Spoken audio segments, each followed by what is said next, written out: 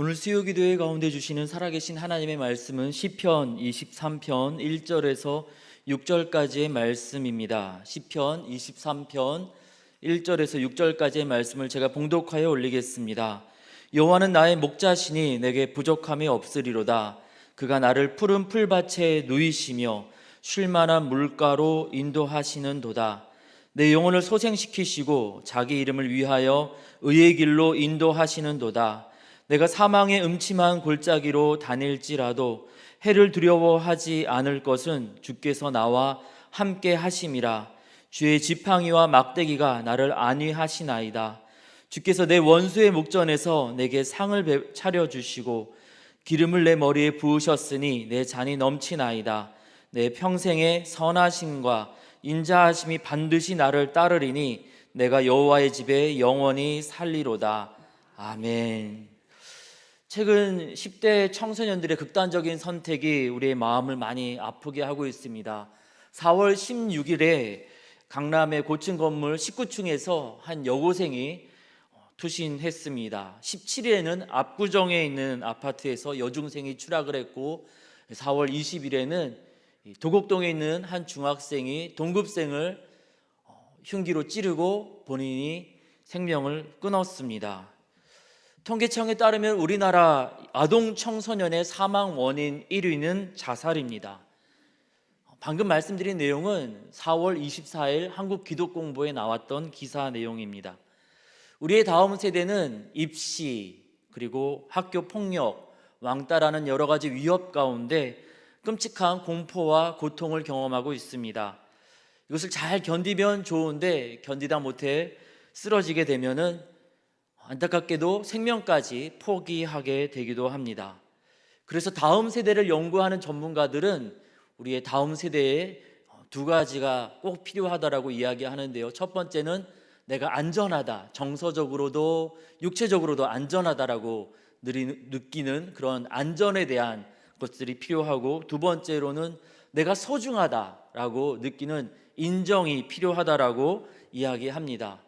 그런데 이 안전과 인정은 꼭 다음 세대에게만 필요한 것이 아니라 우리 모든 사람에게 필요한 것입니다. 인정을 받아야 되는데 도리어 멸시와 천대를 받고 끊임없이 반복되는 생명의 위협을 경험한 사람이 성경에 여러 등장하는데요. 그 중에 가장 대표적인 사람이 바로 다윗입니다. 이 다윗은 여러 가지 위협 가운데 또 멸시와 천대 가운데 도저히 못 살겠습니다 라고 얘기하는 것이 아니라 오늘 우리가 읽은 시편 23편 6절에 죽음이 아니라 생명을 이야기합니다. 영원히 살리로다, 살겠다 이야기하고 있습니다. 어떻게 그는 끔찍한 멸시와 천대, 반복되는 죽음의 위협 가운데 내가 살겠다, 내가 영원히 살리로다 말할 수 있었을까요? 1절에 그 이유를 이렇게 이야기합니다. 여호와는 나의 목자시니.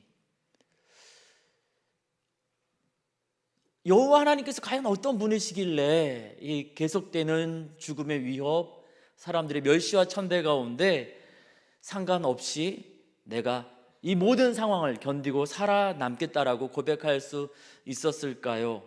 함께 다윗의 고백을 살펴보면서 우리 하나님이 우리에게 어떤 분인지 다시 한번 깨닫고 다윗처럼 여호와 하나님을 나의 목자로 모시고 살아가는 저와 여러분, 우리 모두가 되어지기를 원합니다. 첫 번째, 목자 되시는 하나님은 우리의 필요를 채워주시는 분입니다. 1절입니다. 여호와는 나의 목자시니 내게 부족함이 없으리로다.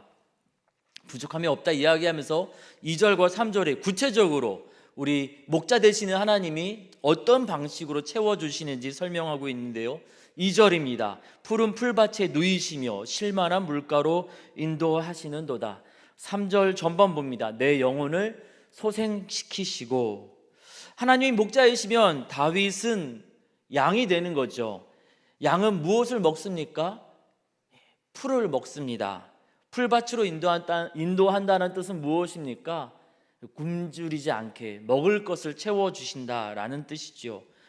2절과 3절 말씀은 무슨 뜻입니까? 먹을 것을 주시고 마실 것을 주시고 내 모든 이 육체, 모든 존재를 활력 있게 살아나게 하신다라는 뜻입니다. 육체의 필요를 채워주신다라는 것이죠. 이어서 4절에 이렇게 이야기합니다. 내가 사망의 음침한 골짜기로 다닐지라도 해를 두려워하지 않을 것은 주께서 나와 함께 하심이라.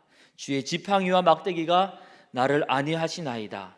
지팡이와 막대기는 이 시대 목자들이 사용했던 무기입니다. 자기 자신도 보호하고 여러 들짐승들이 양떼를 공격하려고 할 때 양떼를 지키고 구출하는 목자들의 무기였습니다.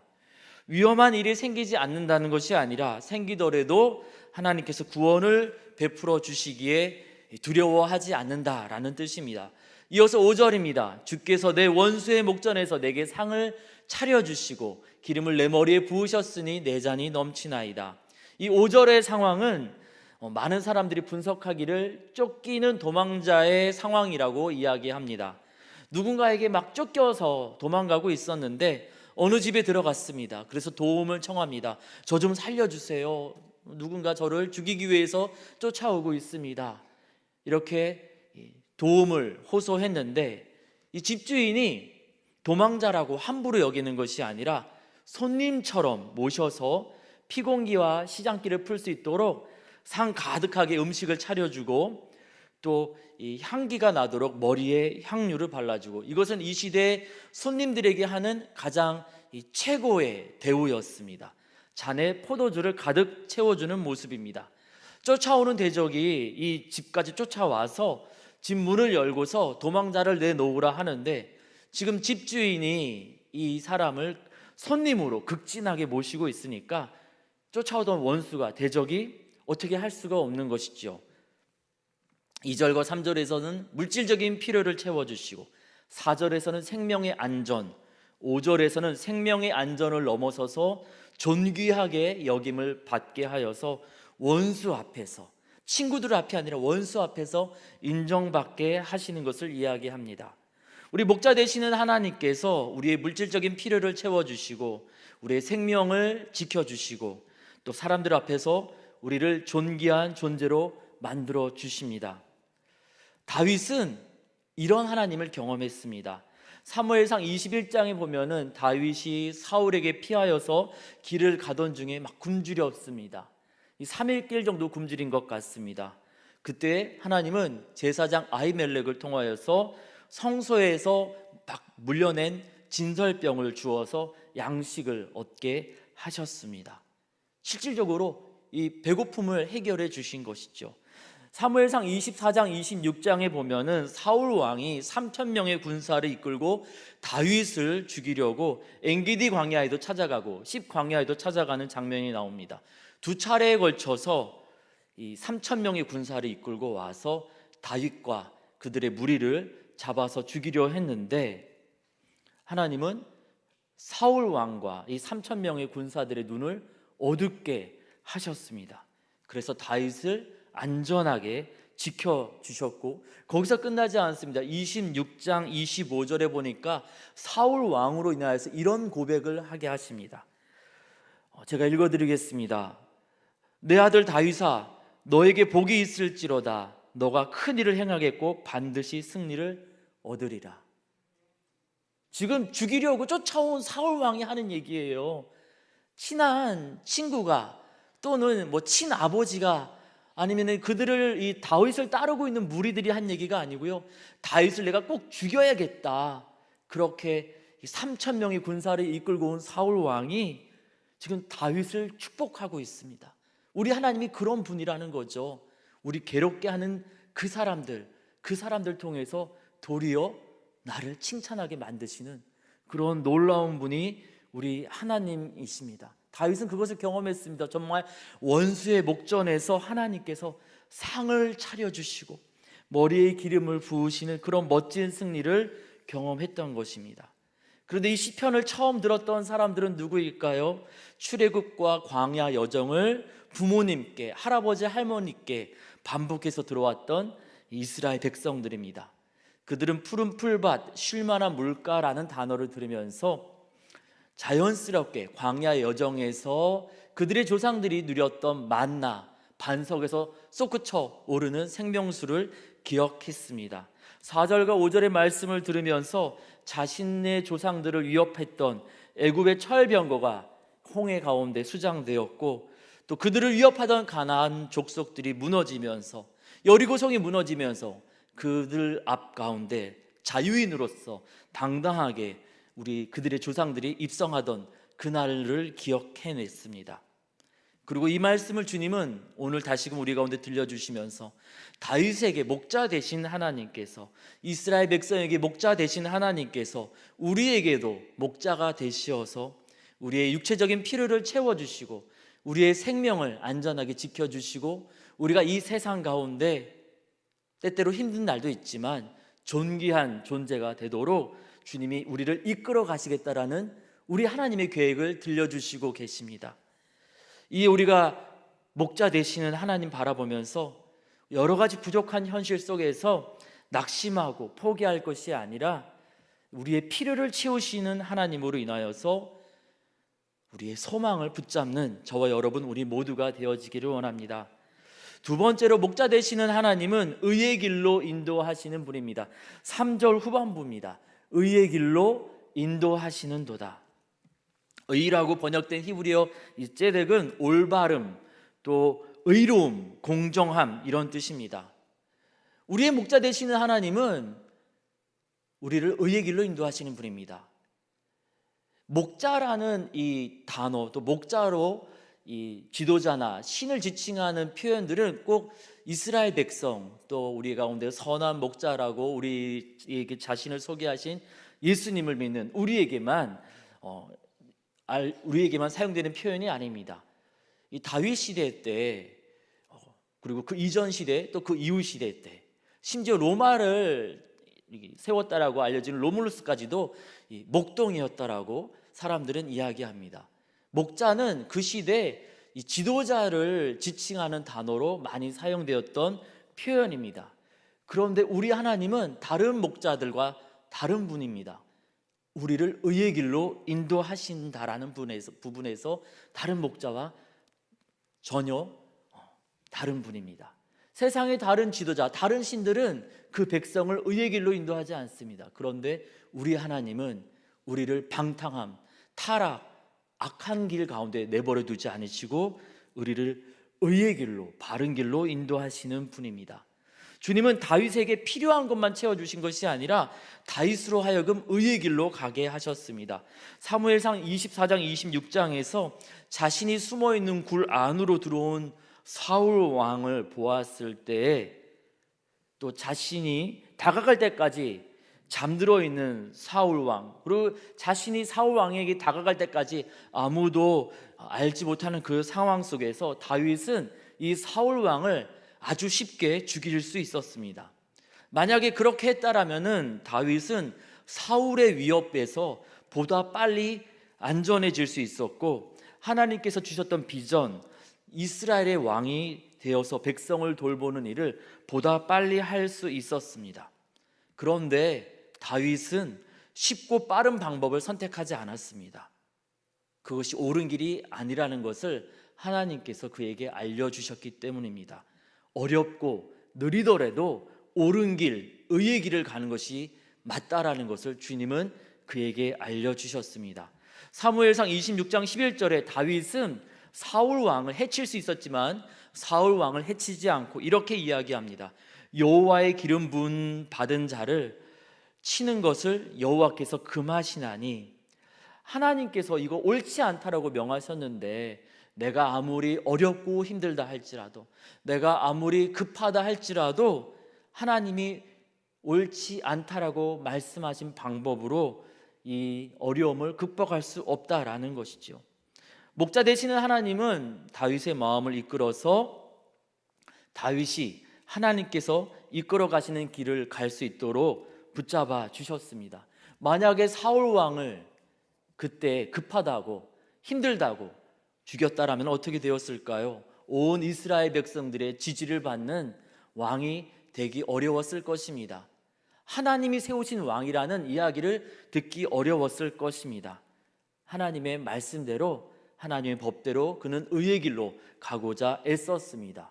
이것만이 아닙니다. 그가 의지적으로 의의 길을 가는 것뿐만 아니라 그가 깨닫지 못하는 그 상황 속에서도 하나님은 상황과 환경을 이끄셔서 그가 악한 길에 가지 않도록 붙잡아 주셨습니다. 사무엘상 28장과 29장에 보면은 블레셋의 아기스 왕이 이 이스라엘 백성과 전쟁을 벌이려고 하는 장면이 나오는데요, 그때 다윗을 불러서 이런 얘기를 합니다. 같이 전쟁에 나가자. 그런데 이 아기스 왕은 다윗을 데리고 전쟁에 나가려고 하는데 블레셋의 방백들이 이것을 막습니다. 왕의 명을 대들으면서 왕 그러시면 안 됩니다. 이 다윗이 어떤 사람인지 아십니까? 하면서 다윗이 이스라엘 백성과 싸우러 가는 것을 블레셋 사람들이 막아줍니다. 그래서 다윗은 이스라엘 백성을 죽이는 전쟁에 참여하지 않을 수 있었습니다. 동족 이스라엘 사람과 전쟁하지 않을 수 있었습니다. 기가 막힌 하나님의 간섭하심이 있었던 것이지요. 만약에 다윗이 블레셋 군대의 일원으로 전쟁에 참여했더라면은 이스라엘의 왕이 되기 어려웠을 것입니다. 주님은 다윗이 의의 길을 갈 수 있도록 그 마음을 붙잡아 주셨고 상황과 환경을 변화시키셔서 하나님이 기뻐하시는 길을 갈 수 있도록 이끄신 것입니다. 이 모든 것을 경험한 다윗은 고백합니다. 의의 길로 인도하시는 도다. 다윗으로 하여금 의의 길, 옳은 길로 인도하셨던 주님은 우리도 그렇게 의의 길, 옳은 길로 인도하시겠다라고 오늘 말씀 다윗의 입술을 통하여서 우리를 초대하고 계십니다. 때때로 우리는 목적이 옳으니까 좀 방법이 좀 틀려도 괜찮지 않을까 생각할 수 있습니다. 그런데 우리 주님은 분명히 이렇게 말씀하십니다. 신명기 23장 18절 말씀입니다. 창기가 번 돈과 개 같은 자의 소득은 어떤 서원하는 일로든지 내 하나님 여호와의 전에 가져오지 말라. 이 둘은 다 내 하나님 여호와께 가증한 것임이니라. 아무리 하나님께 서원하였다 할지라도 옳지 못한 방법으로 벌어들인 수익으로 하나님께 드리는 것은 하나님 앞에 가증한 것이니 그리하지 말라는 것입니다. 하나님이 주신 비전이라 할지라도, 하나님이 보여주는 꿈과 소망이라 할지라도 그 모든 것들 하나님의 뜻대로, 하나님의 방법으로 행하여야 합니다. A.W. 토저 목사님은 그런 이야기를 합니다. 하나님과 동행한다라는 것은 세 가지가 같아야 됩니다. 목적지가 같아야 되고 또 가는 방법이 같아야 합니다. 그리고 그 도착하는 때가 같아야 합니다. 때때로 우리가 하나님의 목적을 이룬다 하면서 하나님의 때, 하나님의 방법이 아니라 내가 원하는 때, 내가 원하는 방법으로 그것을 억지로 이루려고 애쓰고 있지는 않습니까? 주님은 의의 길로 우리를 이끌어 가시길 원하십니다.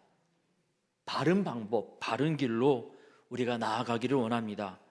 빠른 길, 쉬운 길이 아니라 목자 되시는 우리 주님으로 인하여서 우리 주님의 말씀을 따라서 의의 길, 옳은 길로, 공정한 길로 나아갈 때 주님은 다윗을 높여 들어 쓰셨던 것처럼 우리도, 저와 여러분, 우리 모두도 주님이 존귀하게 우리를 들어 쓰실 줄 믿습니다. 세 번째로 목자 되시는 하나님은 자기 이름을 위하여 이 모든 일을 행하시는 분입니다. 3절입니다. 내 영혼을 소생시키시고 자기 이름을 위하여 의의 길로 인도하시는도다. 이 중반부에 보니까 우리 영혼을 소생시키시고 의의 길로 인도하시는 이유를 자기 이름을 위하여라고 설명하고 있습니다. 무슨 말입니까? 우리가 본래 잘났거나 우리가 무엇인가 잘해서가 아니라 하나님께서 당신의 이름을 위해서 부족하고 연약한 우리의 목자 되셔서 우리를 이끌어 가신다라는 것입니다. 하나님께서 다윗을 선택하셨을 때 다윗이 어떤 탁월성을 가졌던 사람이라고 성경은 기록하고 있지 않습니다. 다윗은 심지어 가까운 가족들에게도 사랑과 인정을 받지 못했던 그러한 사람이었습니다. 사무엘상 16장에서 사무엘 선지자가 다윗의 집에 찾아가서 다윗의 아버지 이새에게 아들들을 이 예배 드리는 데 초대하고 있지 않습니까? 아버지 이새가 막내 아들을 부르지 않았습니다. 손님 앞에 보여주기 좀 민망할 정도로 친아버지인 자기가 봐도 좀 모자라 보이는 아들이었던 것이죠. 그래서 이 선지자 이 사무엘은 이 다윗이 올 때까지 먹지 않겠다 고집을 부려서 그제서야 다윗이 오게 되는 장면을 우리가 사무엘상 16장에서 보지 않습니까? 가족들이 보아도, 아버지가 보아도 좀 약간 모자라 보였던 것 같습니다. 이 형들도 그를 존귀하게, 동생으로서 귀하게 생각하지 않았습니다. 사무엘상 17장에서 이 형들의 도시락을 가지고 다윗이 전쟁터에 가는데 그곳에서 골리앗의 모욕적인 말을 듣게 됩니다. 그리고 막 속상해하죠. 그래서 막 답답한 마음을 토하고 있는데 그것을 듣고 있던 형 엘리압이 와서 막 화를 냅니다. 나는 너의 교만과 완악함을 아노니 너가 전쟁을 구경하러 왔구나. 아니, 자기 친동생이잖아요. 자기 고생한다고 동생이 도시락을 싸들고 왔으면 아이고 고생했다, 막내 동생 칭찬해주고 격려해주고 위로해줘야 하는데 지금 화를 내면 누구한테 내야 됩니까? 골리앗한테 화를 내야 되는데 지금 자기 동생한테 너의 교만과 완악함을 안다, 너가 전쟁을 구경하러 왔구나, 버릇없는 자식 같으니, 뭐 이런 얘기를 하는 거예요. 자기 동생한테. 형들도 이 다윗을 인정하지 않았습니다. 그런데 이런 다윗을 누가 선택하셨습니까? 하나님께서 선택해 주셨습니다. 이것이 우리에게 참 위로와 소망이 됩니다. 내 가족, 심지어 나 낳으신 부모님도 나를 인정하지 않아도 우리 하나님께서 우리를 택하셔서 목자 되셔서 우리 인생길 주님이 이끌어 가시겠답니다. 얼마나 감사하고 고맙습니까? 내 친구들, 내 주변 사람들, 직장의 동료들이 나를 괴롭게 하고 나를 섭섭하게 해도 우리 하나님이 천지 만물을 지으시고 역사를 주관하신 우리 하나님이 내 목자 되시겠답니다. 내가 좀 부족해도 연약해도. 그렇게 하나님께서 목자 되셔서 다윗의 인생길을 인도하신 다음에 다윗에게 실수가 없었습니까?